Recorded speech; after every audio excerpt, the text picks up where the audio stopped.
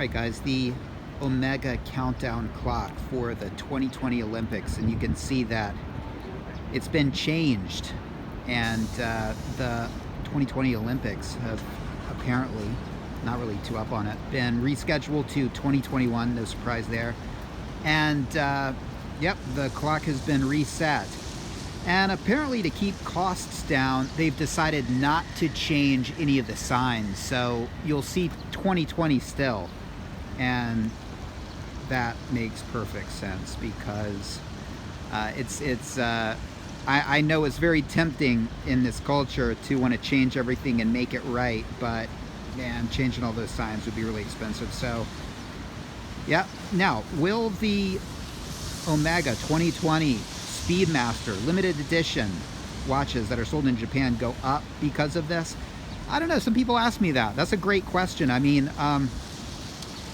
okay, COVID came along and you know, the Olympics is happening in 2021, yet the Omega watches still say 2020. Does that make it, you know, shoot up in value? You know, I don't think it does. I don't think they're any more or less valuable than they were before COVID or after. So that's just my take on that. All right. Just for clarity, the other side was for the Para-Olympics. This is for the regular Olympics.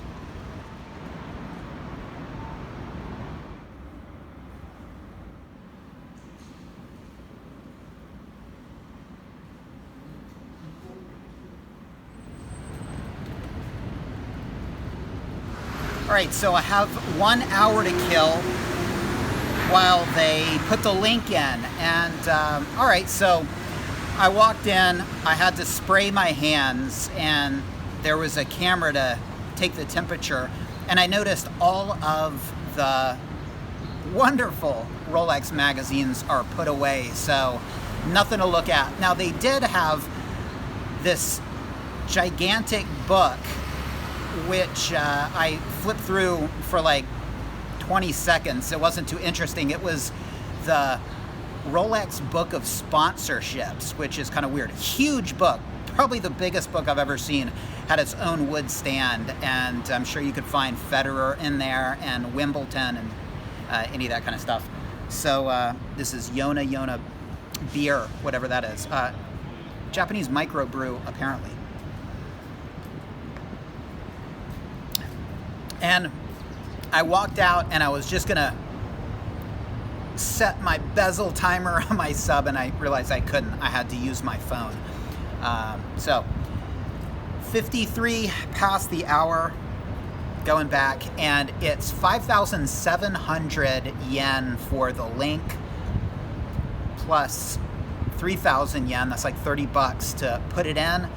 And so it's coming out to just under 10,000 yen, which is just under about 100 bucks. So pretty much called it, just what I thought it would be. And just expensive enough to let you know it's Rolex. Got to make the pocketbook smart a little bit, but not egregious, not you know, crazy pricing. And actually, this is my second beer today because I was here with a viewer. I met a viewer, and we'll keep his anonymity. M. He'll very likely see this later, and I'm sure he wouldn't mind me saying his name, but I won't. I didn't get permission, so I won't. So M, and what a nice guy. And you know, it's interesting to meet viewers. You never know if you're getting lured into some trap or something. But he's a swell guy, and he actually gave me a Rolex wallet that he got during a recent purchase, and a cool little Rolex keychain. I mean, I love Rolex swag, and so I love this kind of stuff. So thank you, sir, for that. It was awesome meeting you. Let's definitely hit the beer and drink a few beers. Hit the watch shops. Beer and watch shops. Beer and hit the watch shops. Yeah, I've been meaning to do a meetup, and that's something I think is long overdue. And this is a great place to do a meetup. I mean, you've got this outside seating, and it's close to Rolex. If there are any mishaps, we can quickly get our watches serviced. No, but you know, it's a beautiful backdrop here, and I would like to do a meetup sometime. So, what would I like to talk about? Well, while I drink beer and contemplate, you know, my new link in my Submariner. Well, all right. Well, I will tell you a story, okay? And it's the story of the Pac-Man Timex. Now, probably about 4 or 5 days ago, I got a notice from Timex that the Pac-Man Timex was released. I got the notice 2 hours late, so I thought, oh no, it's probably sold out. I went to the site, hadn't sold out. I thought to myself, do I want a Timex Pac-Man watch? You know, they have 3 different kinds. They have the silver kind, the gold, and then a black. And they're all made of metal, apparently. The black looks like a resin strap, but apparently it's not. It's a metal strap.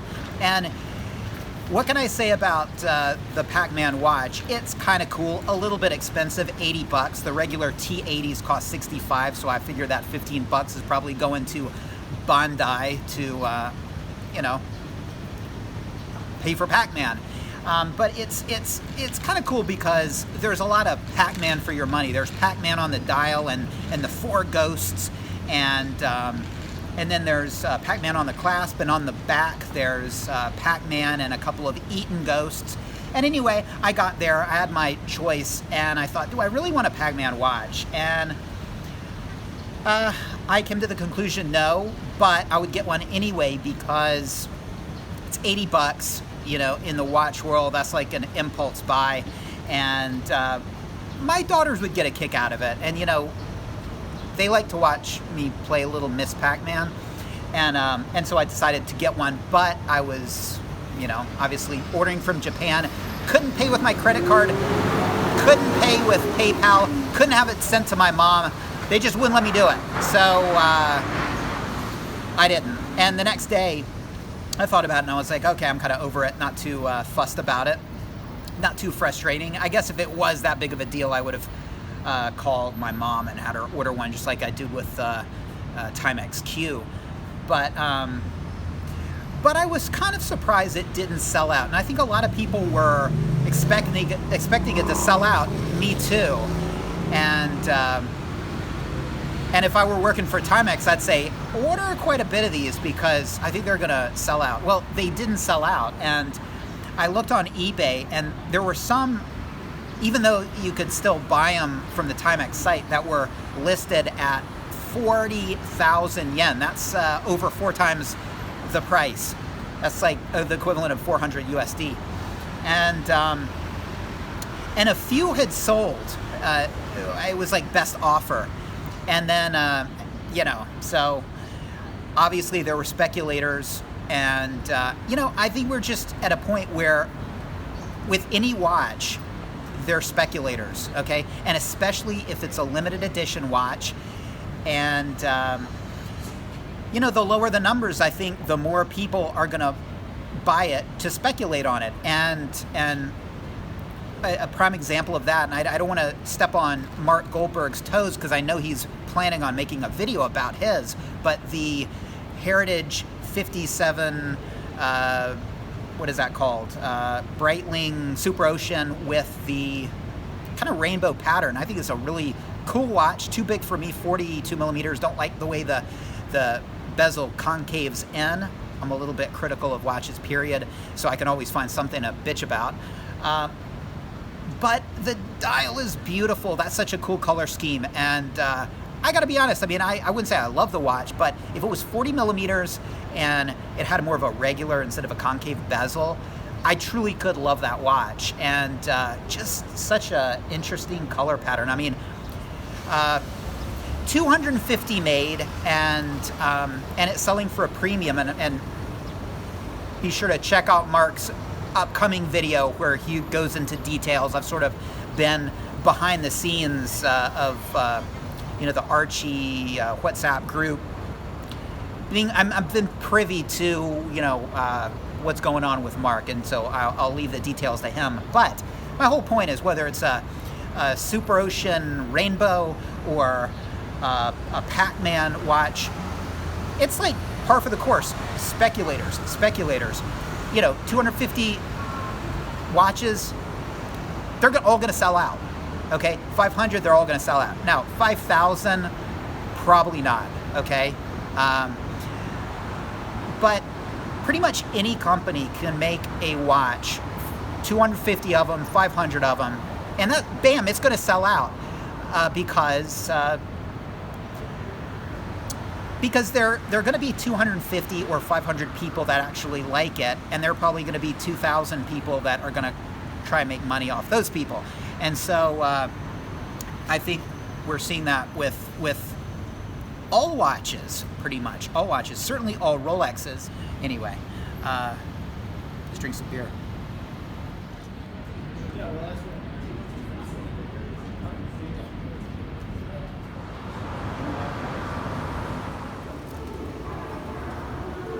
I'm drunk as a skunk. I need to go to Rolex, and my wife is pissed. So it's pretty much a typical day. Oh, yeah!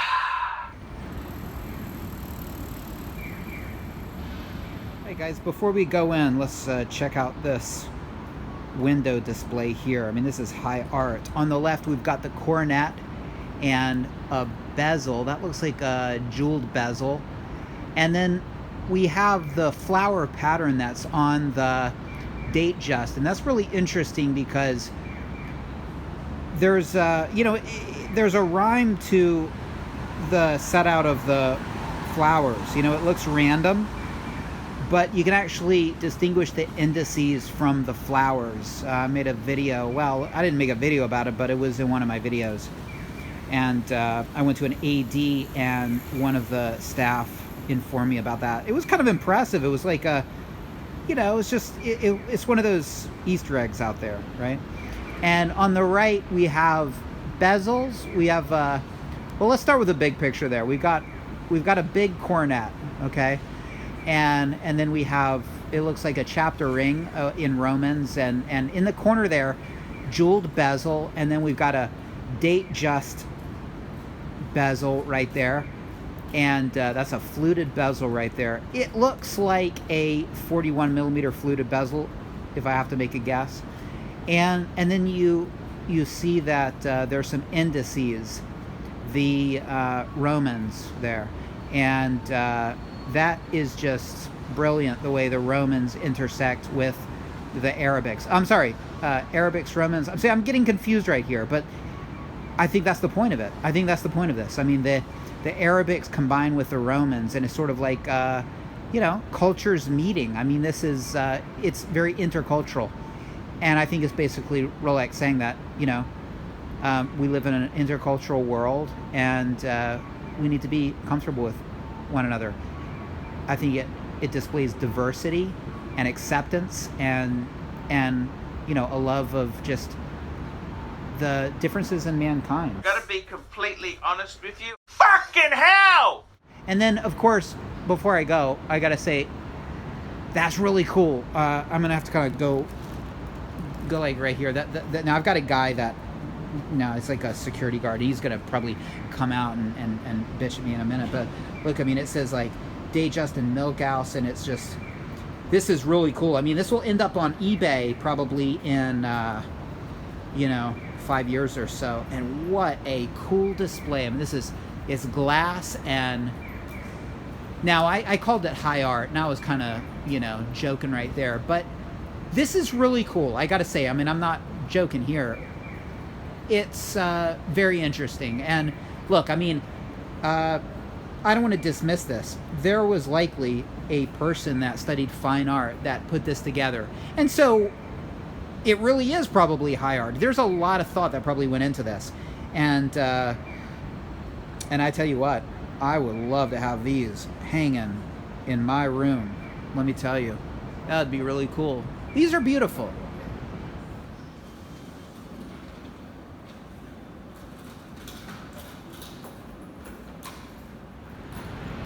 All right, so I got the watch back, and for 2 hours it has to sit unworn in a plastic sleeve. That's the kind of watch case they give for small jobs. Link in the description if you don't know what a small job is.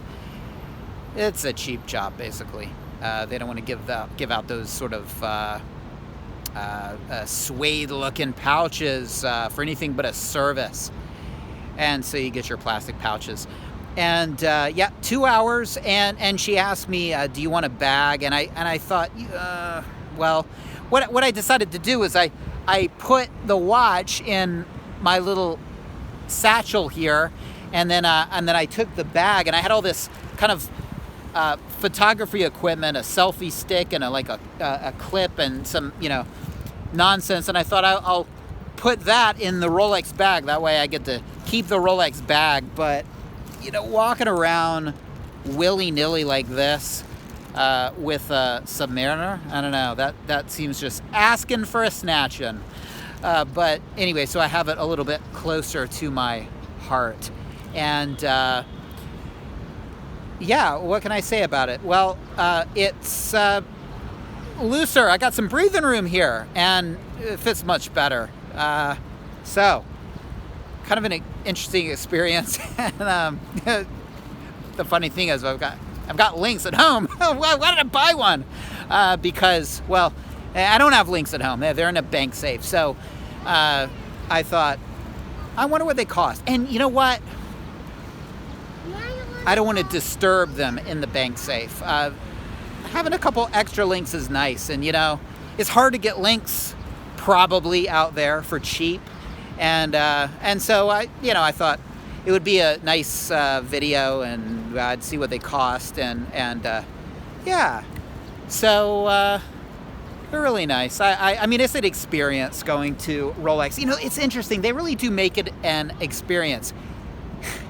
It's a damn watch repair center, right? That's all it is. But they make it more. They really do.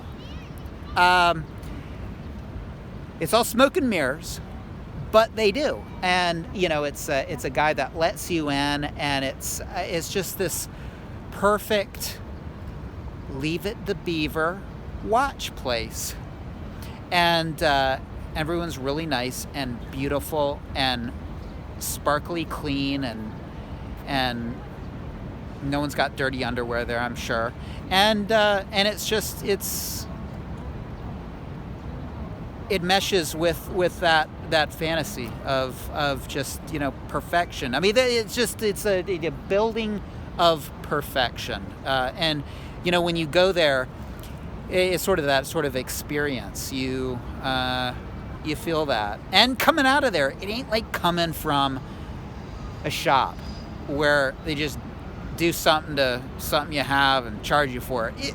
It's more. It's weird. And they create that, and it's also partially in my mind as well. But they work together, my mind and their smoke and mirrors, to produce a pretty nice experience. I love going there and spending $100 on a piece of metal. Yes, sir. Can I have another? Right? But anyway, guys, thanks for watching, and this is the most long-winded, probably, video of some dude getting an extra link in his damn watch bracelet, but I think we had a good time. Take care. That's a nice camera right there. And I'll see you next time. Here's the final product. You can see that's just enough space there. All right, so stay tuned. In one of the upcoming videos, we'll look extensively at the bill. We'll go through it. That's going to be for hardcore Rolex fans only. Take care. Thanks for watching. Be sure to give this a thumbs up, and I'll see you next time.